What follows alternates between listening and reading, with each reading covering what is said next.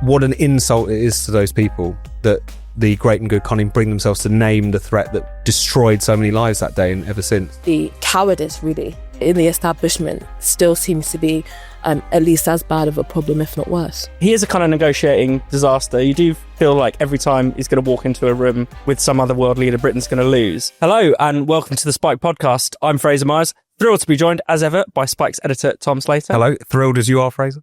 And one of our favourite returning guests, we've got Inaya Folarin Iman, founder of the Equiano project. Hi. Loads to talk about today. We'll be discussing 7/7, the forgotten atrocity, Macron's state visit to the UK, and Labour's plan to ban Islamophobia. If you haven't subscribed to the podcast already, make sure you do. Subscribe to us on YouTube and click the bell so that you never miss an episode. And if you're listening to us via your favourite podcast app, be sure to give us a rating and a really nice review because that helps other people find the channel. So it's been 20 years since the deadliest terror attack in Britain of the 21st century, the deadliest since the Lockerbie bombing. 52 people died in an Islamist attack in London on the 7/7 bombings. Tom, this is one of those events that you think, given the scale of it, it's surprising how little cultural and political impact it has. It's nothing like 9/11, for instance, America. No, absolutely. I was struck by how kind of weak and watery a lot of the commemorations were. There was that wreath laying at the monument, which has been constructed. It's incredibly ropey, just a few kind of pegs put in the ground. You saw the statements that came out from the Prime Minister, from King Charles, which just talked in very broad terms about the need to kind of come together as a community. I think King Charles's statement talked about the need after 7/7 of trying to make sure that as a society, people of all faiths and backgrounds can join together in harmony. And whilst you understand the sentiment, you would think that this could have been averted by kind of interfaith meeting at the last minute. The sheer denial that this was the arrival of Islamist terrorism into this country, the fact that it wasn't just the deadliest attack since Lockerbie, the deadliest attack on London ever, but it was the beginning of a 20-year period in which periodically Islamist terrorism would rain down on our streets. The refusal to use the I word to talk about Islamism at all, I thought was incredibly striking. It put me in mind of when Morrissey, of all people, were chastising Andy Burnham after the Manchester Arena attack because he was just talking in broad brushstrokes about extremism, and he said, an extremist what? An extremist rabbit. Mm. There is that same kind of refusal to name the threat that has been menacing us for so long. And you can't help but think, when you think about not just the attacks of that day, the 52 people who were killed, almost 800 people were injured, and all of the attacks which have happened since, what an insult it is to those people that the great and good can't even bring themselves to name the threat that destroyed so many lives that day and ever since. So I can't say I was surprised by the weakness of the commemorations and the discussions around it, but I think it was particularly galling given the milestone that we were marking this week. Inaya. Yeah, and I think as someone that was very young at the time, you think that when these commemorations take place, it's a real opportunity to have a deep sense of an understanding about what took place at that time. But actually reading the coverage, I almost got the impression that it was a kind of far-right attack against Muslims. That's almost the way that it was presented. The amount of stories that were covering, Muslims as the victims of the consequences, and how, Islamophobia and anti-Muslim bigotry was sparked by these events. And as Tom mentioned, oftentimes Islamism and Islamic extremism was not mentioned at all in many of the discussions about it. And so if you had no idea about the facts on the ground, you could easily get a complete misrepresentation of what took place there. And even, someone that I respect in many ways, as a populist leader, it was very interesting that even Farage in his video didn't mention Islamism like directly when he talked about the events. And I think it does tell you just how the normalization of just not talking about it, that even, figures that are prominent in the public debate about challenging some of the norms around establishment orthodoxies and sensitivities, it's become almost second nature to not confront this issue head on. And the truth is, since 7/7, far from the Islamist threat reducing, we have had countless terror attacks in the name of Islamic extremism. The Manchester attacks, the murder of Lee Rigby, the London Bridge attack, and even, the murder of, Sir David Amos. A similar thing happened. We were having discussions about how to be nice to people on social media rather than actually talking about the threat itself. And that's not even counting the amount of attacks that the security services foil, which is a whole nother dimension to it. So things could even be a lot more violent and deadly if it wasn't for some of those measures that have been taken. So it is very sad to know that 20 years later, after our equivalent really of 9/11, that the ideology, the threat, and the cowardice really in the establishment still seems to be at least as bad of a problem, if not worse. And Tom, I mean, this is even reflected in the response of the state in many ways. It's not simply about, it's not one thing that people are cowardly about talking about it, but behind the scenes, people are getting on with dealing with the threat. The Prevent caseload, for instance, shows it is completely out of whack with the scale of the threat, that kind of thing. No, absolutely. It would be one problem if the great and good just struggled to talk about this.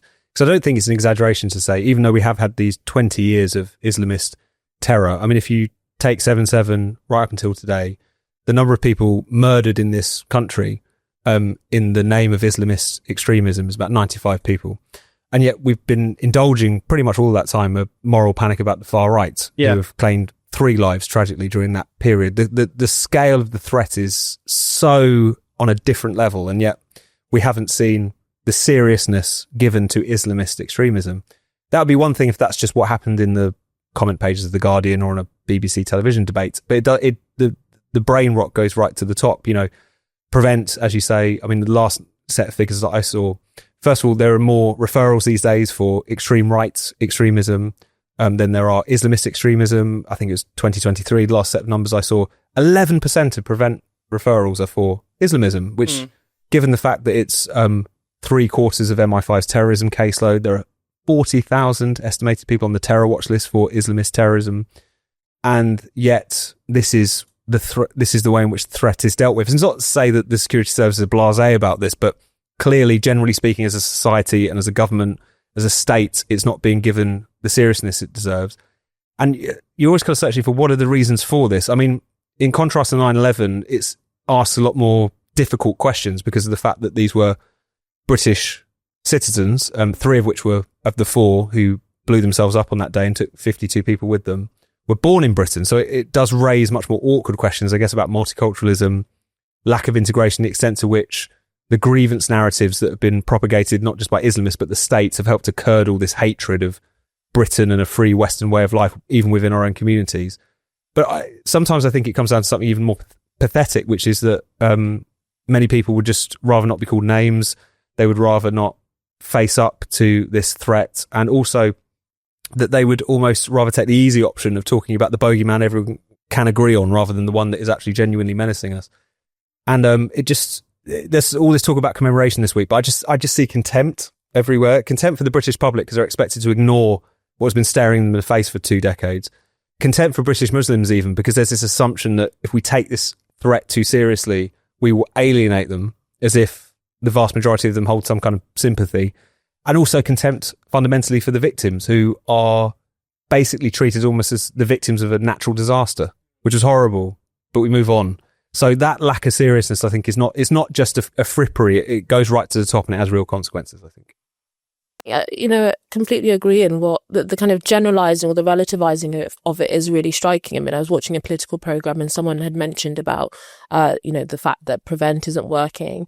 And, a figure in the Labour Party said, well, Prevent should encapsulate anyone who has a fixation with violence. I mean, just a very generalized kind of issue that it could bring millions of people, or a very substantial amount of people into the fold. Again, avoiding the ideology of contempt and hatred and nihilistic self-loathing that fuels the Islamist terrorism that we see. And again, it's just striking that this idea that's captured so much of the political elites, that this is somehow offensive to Muslims to grapple with. Actually, not infrequently do we have prominent figures in Muslim majority countries, even in the Gulf. Yeah. Actually, I mean, they have various reasons why they're doing it, but it is somewhat embarrassing when they say that, Britain isn't taking the threat of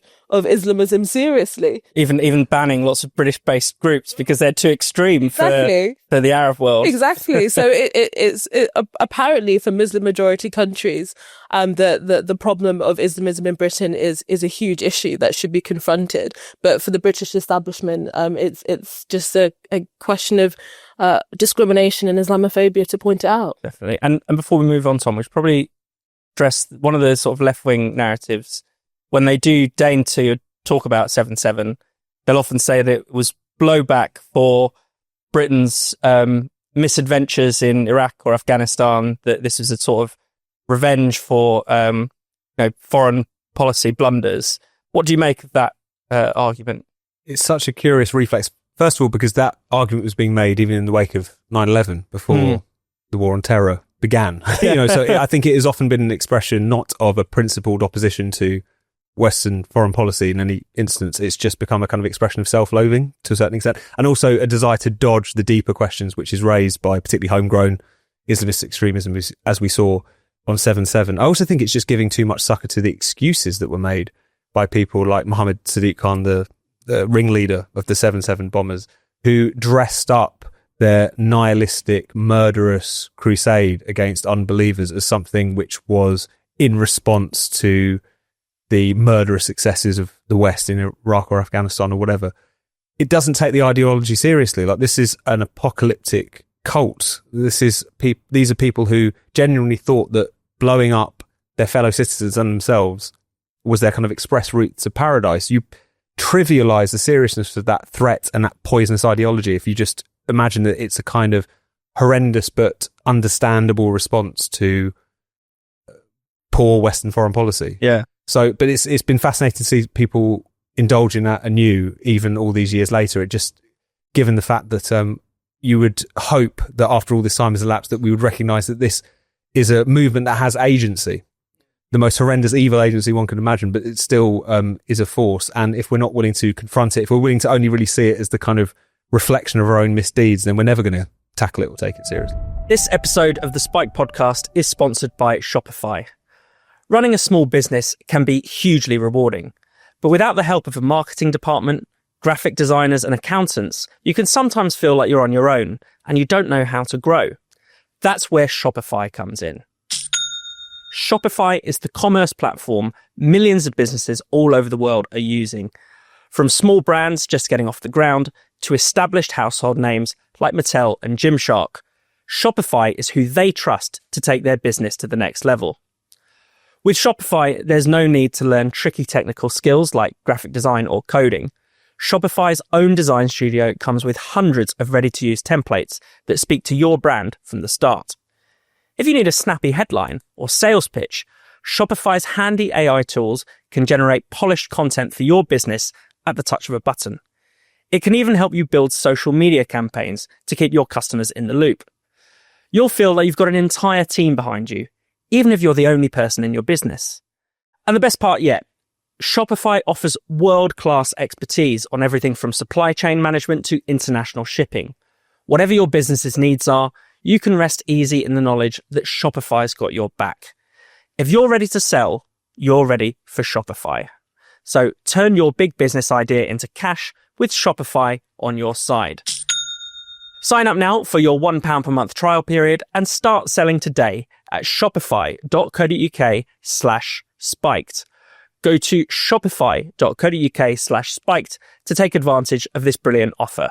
That's shopify.co.uk/spiked. So Emmanuel Macron was in the UK this week. He was the first EU leader to be given an official state visit with all the royal pomp and all that jazz since Brexit. He was even allowed to address Parliament, which is a bit of a coup for him. They've also agreed this migration deal, which we can talk about a bit later. But Tom, I wondered if we could talk first of all about Macron's address to Parliament, because I think that said a lot about where we are where Europe is politically. Oh, no, absolutely. I mean, there were the kind of key lines that people were expecting about foreign policy, about Russia, about Israel, about all these points that you can imagine, given that kind of stage, Macron would like to make his stance known on.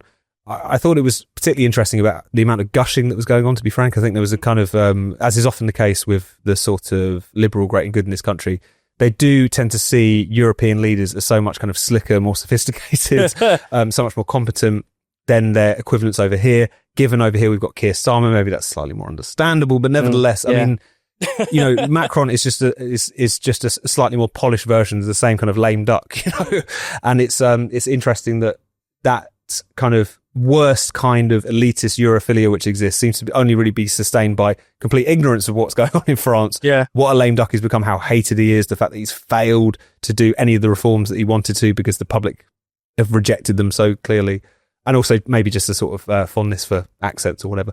But it was really kind of striking the similarity between those two figures. Starmer has gotten to this lamed up position a lot earlier than Macron has, 1 year into his premiership rather than 8 years into Macron's premiership. I think they are both representatives of that old technocratic way of doing politics whose day is up. Yeah. They can walk around saying that we're going to be part of, forging a new future which navigates against populism and people going insane on the internet and the new threats which exist. But no one really believes them, and we're waiting for that kind of politics to shuffle off the stage, basically. I mean, he made a point of challenging disinformation on Facebook, and he raised very important documentary as Keir Starmer sees it, adolescence, so that teaches us about the dangers of social media, all the usual kind of crap that we're used to hearing. I mean, I think Tom made the key point, which is that this is really like the last breath of that old order, and they're like just clinging on for dear life, pretending as if everything is just the same and normal. These very sensible, technocratic adults in the room, leaders, and coming to save the day. And the reality is both Macron and Starmer have serious challenges from the kind of populist wing of politics, civil disobedience and disruption, both in the UK and France, and that both of them are, regarded very poorly by the general population of their respective countries. And I think this has been one of the prominent themes of the kind of Starmer government, is this fixation on the international stage. Like, no doubt, obviously, what's going on in the world is important, but it's almost as if he uses this grandstanding as a way to avoid confronting complex domestic challenges. I mean, he famously said in that interview that he prefers Davos to Parliament, but I mean, it's become a cliche. But actually, if you really think about that is pretty remarkable that something completely distant from most people, completely unaccountable, no democratic oversight. He prefers that. He's more comfortable in that space than actually the real cut and thrust of democratic politics. And so, when I speak to many people, senior figures in the Labour Party, and I ask, what do you think has been like the best achievement of Keir Starmer? It's always, he's improved Britain's reputation internationally, but nothing to do with the deep-seated challenges that we face in this country around energy, around, regional inequality, around migration. It's all to do with just how he makes certain people in elite spaces feel about themselves when they're talking to their international counterparts. And I just think this is just yet another example of Starmer getting more clout out of vague kind of statements about the world stage than actually things that materially and concretely everyday people are bothered with. No, absolutely. And just to go back to that point about that bit in Macron's speech about social media, where he says that, the democratic models of Europe are embattled by foreign interference and information manipulation. And there was a point about, people's minds being taken over by horrendous emotions, addictions to social media. I'm sure he's talking about, French people rather than himself. But, that the willingness to indulge those kinds of narratives, I think, is really telling. I mean, you see it across the board from various different technocratic sort of centre-left leaders. And I think it's an expression of their authoritarianism, obviously. There's no problem that they don't think clamping down on social media won't solve, but also how weak they are. Yeah. They've sort of recognised that their day is over, that their solutions are not only unpopular, but actively damaging to the societies that they're supposed to govern over. And so they kind of hunker down and become increasingly authoritarian. The problem is not me. the problem is that there are too many people spouting insane opinions on the internet. Whenever they say they want to protect democracy from social media, really they're trying to protect themselves from social media most of the time. And, Macron, he's managed to cling on to the Elysee for 8 years, but he's as we were talking about earlier, he's a catastrophic failure. Everything that he's attempted to do, reforming the French state, whether it's trying to make Europe and the European Union rather, a kind of global superpower, he's failed miserably. Yeah. And he was supposed to be the guy who would defeat populism. Back in 2017 when he won, The Economist literally depicted him as Jesus Christ walking on water. And now he's being assailed both by the populist left and the populist right. So it's the authoritarianism that we see in Europe, in this country, across the board really, is an expression of weakness as much as anything else. Not to say that it can't be tyrannical in its own way, in the way that we've covered in this podcast many times, but you kind of get the sense that they know their day is over as well, which is why they've had to blame the electorate for their failings rather than fess up to the fact that, their prescriptions have always been toxic to begin with. Definitely. We should talk, before moving on, a bit about the migration deal that's been done today. Another coup for Keir Starmer. A great achievement by Keir Starmer. Another negotiating triumph. So he started off the week saying that he was going to introduce a one-in, one-out policy for Channel boat migrants. So the idea would be that basically France would take back anyone in Britain who just arrived on a small boat, and then in exchange they would find someone who maybe has a legitimate claim to live in Britain, and then there'd be a sort of swap so that everyone going to Britain would have a legitimate claim to asylum, and people going on the small boats would know where you're being sent back. Somehow the French have managed to barter Keir Starmer down from one in, one out to 17 in, one out, which is pretty extraordinary. I mean, that's even worse than his capitulation over fishing, where he promised to extend fishing rights for a couple of years. They managed to get 12 years of EU rules on fishing out of him.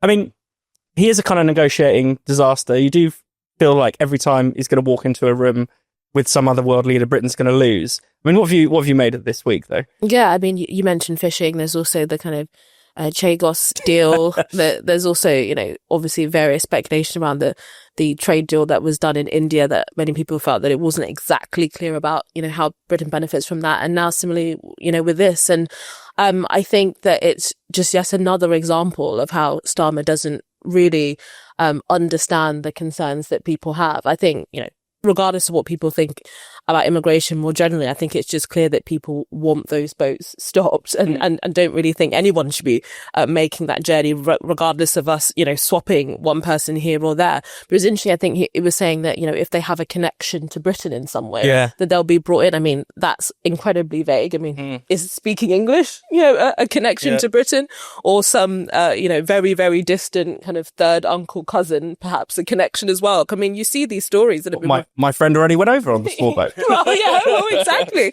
I mean, you see these stories that have been reported in a lot of the right-wing kind of press about all of these asylum claims, and they're able to stay in the country on what many people would regard as extremely tenuous reasons. So even that, what if they essentially want to appeal the decision to be moved to France, will they not have then a hugely lengthy, appeals process as well? So again, it's just this headline so that he can say, look at this great thing that I've got, again, once again on the international stage. But the substance of it seems to be totally out of whack from the concrete question of how we actually get a grip with this really difficult issue. And it seems as if as long as we're signatories to the ECHR, but also as long as we have kind of homegrown activist judges, then we will continue to see people being allowed to stay in Britain for reasons. Well, there's one this week who was allowed to stay because he has a speech impediment. People have been allowed to stay because they're foreign chicken nuggets. Their child doesn't like the chicken nuggets back in Albania, so family can't be sent there. And one of the most grotesque examples was of the Zimbabwean paedophile, and it was believed that if he was sent back to his home country, he might have a bit of a rough time. Yeah, I think he'd have a rough time here if people knew he was a paedophile. But there you go. Just another thing on that, and there's someone that said something Jeremy Hunt, the former Chancellor of all people, that I actually thought was quite interesting. The irony with Keir Starmer is that he's a human rights lawyer. This could actually be a great thing for him to champion reforming a lot of these international legislation, because they're clearly not fit for purpose. If he seriously opposes us leaving the European Court of Human Rights, which I don't, I support us leaving, but if he really opposes that, one of the ways that you can do something about that is at least challenge or champion reforming it. Yeah. And actually he would be a very good person presumably to do it, given that he has a human rights legal background. But the kind of complete lack of political imagination or will, or taking a real grip on this issue, means that ironically it makes it much more likely that we're going to leave. Yeah, I mean he's basically accelerating us to the exit, because it's not just him. You have Lord Hermer, the Attorney General, who time and again has made clear his absolute total commitment to. He says, we need to go above and beyond what international law asks, let alone reforming it. But there are people in the Labour government. Shabana Mahmood has been, or at least some of her sources around her have been making noises that she's obviously chafing against some of these ridiculous judgments. But yeah, you feel like Starmer is not going to wake up to this until it's too late, as is so often the case with him. And for really stupid, superficial reasons. Yeah, Keir Starmer is a human rights barrister by background, as is Lord Herman. That's how they met and so on. But you just get the sense that purely because those two words are put together, that therefore they're terrified of touching it, as if when this whole legal architecture was drawn up in the wake of the war, they envisaged people like the Afghan sex offender who was worried that his compulsive masturbation might lead to him being ostracized in his native Afghanistan and therefore should have the right to stay here, or it would envisage the Albanian criminal's son who could only had a taste for Western-made chicken nuggets. I mean, the whole thing is so obviously absurd. Everyone can see this now. The spotlight that has been put on it in recent days, to the point where you can't open a newspaper without being confronted by such an absurd case. But you do think this genuinely just comes down to something as simple as, it would look a bit gross to go near that. Is there any actual principled defense of the status quo that exists? And also, in terms of the small boats, you could be the most pro-migration person. Do you really think that a system which effectively incentivizes people coming from, whether it's the Middle East or whether it's North Africa, having to run the gauntlet of criminal gangs, taking perilous journeys across the Mediterranean and across the English Channel, all for the great bounty of the right to work in the English black market? Is that really a kind of a situation that works for anyone? Certainly not for the British public, who obviously reject it. But this is clearly not a kind of positive, sustainable position, but purely because they don't want to be seen as on the other side, the kind of proto-Nazi side, if Lord Hermer is to be believed. They don't want to touch it. And that I think that is changing. In Europe, you're increasingly seeing politicians and figures you wouldn't expect start to talk about reform. But at the same time, as ever, Keir Starmer is the slowest kid in the class where this sort of thing is concerned. And just quickly on that, I mean, the one thing that many people actually broadly welcomed was his immigration speech about, Britain being an island of strangers or at risk. People recognised that. People could relate to that. The polls showed that actually the majority of people across parties broadly agreed with this sentiment. Yeah. He regretted it. He wished he never made that speech. So even if, you do see certain shifts happening in some sections of the Labour Party and other parts across Europe, Starmer himself, where the buck stops, just doesn't fundamentally get it. That's because, like Ron Burgundy, he says he'll read whatever you put on the teleprompter. Yeah, exactly.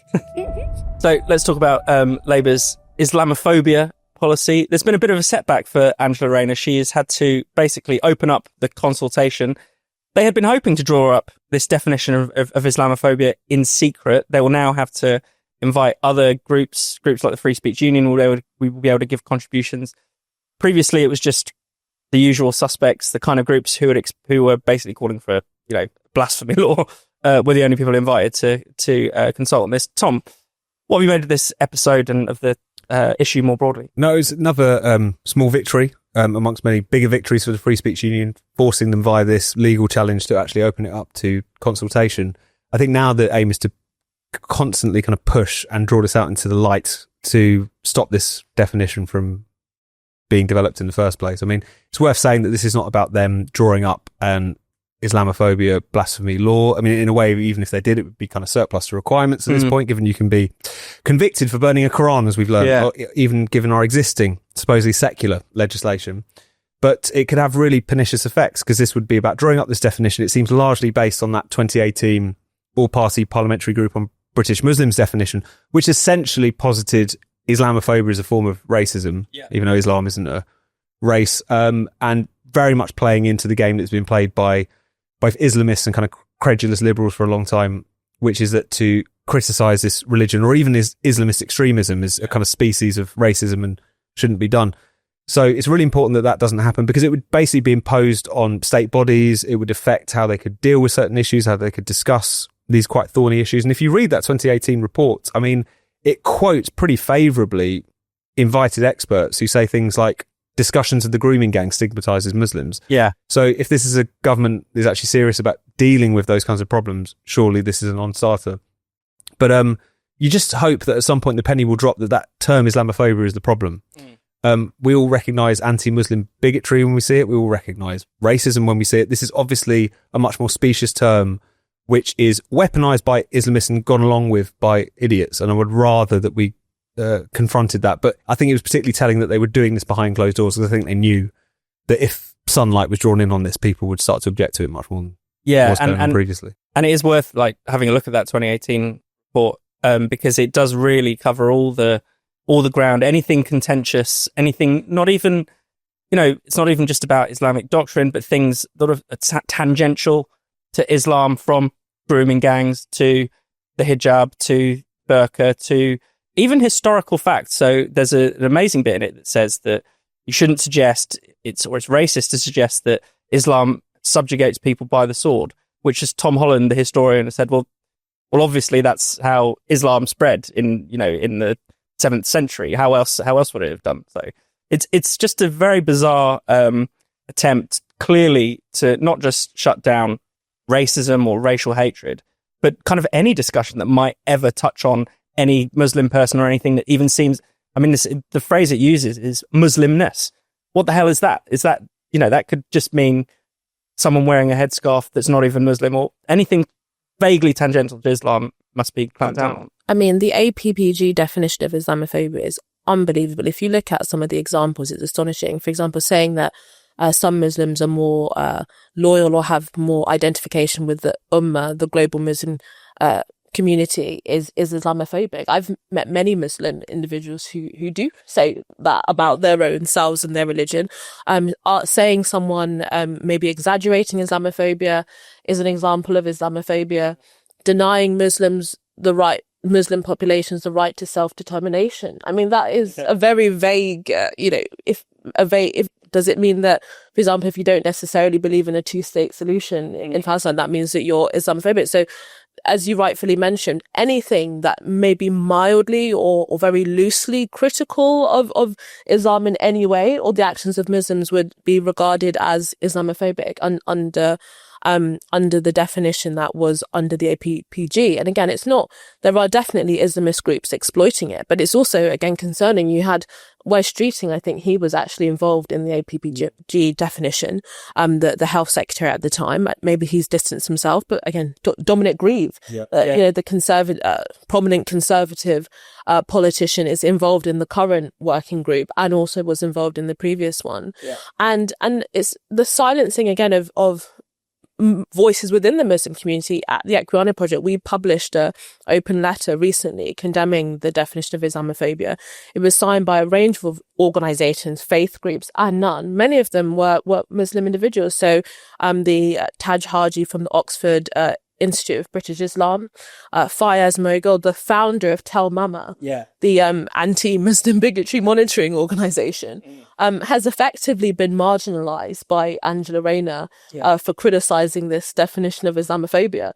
So it really is, the only people that are allowed to effectively have a credible or moral opinion on this are individuals who think that Islamophobia is rife, it's a form of racism, and anyone that disagrees is a racist and bigot.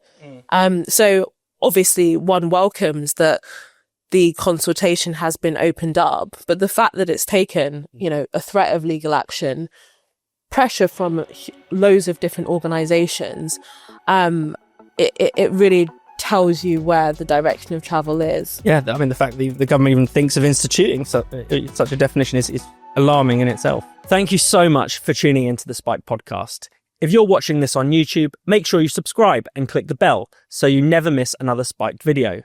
And if you're listening to this on your podcast app, make sure you subscribe there and give us a glowing 5-star review. And you can keep up with everything we do by visiting our website at spiked-online.com.